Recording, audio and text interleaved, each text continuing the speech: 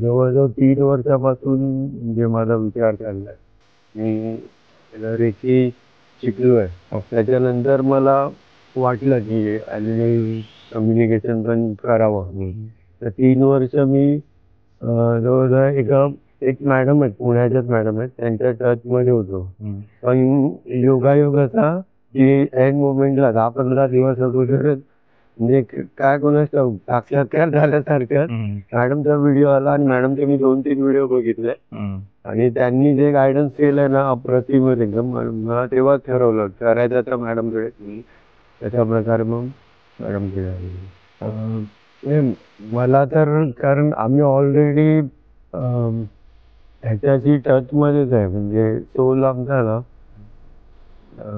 एकदम म्हणजे हा.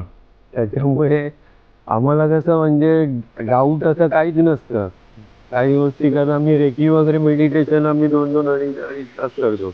त्याच्यामुळे आणि नॉर्मल पण आता आम्ही जे दादाश्रींच्या माझे गुरु आहेत त्यांच्या गायडन्स मध्ये महावतार बाबाजी, त्याच्यामुळे ते आम्हाला भरपूर काही गोष्टी म्हणजे माहितीच होत्या करणारच. आणि मॅडमचे ते इंटरव्ह्यू वगैरे पाहिले ना, मॅडम ज्या लेवलच्या आहेत ना म्हणजे एकदम अप्रतिमच. आणि मॅडमला भेटण्याची तर खूपच हे होती.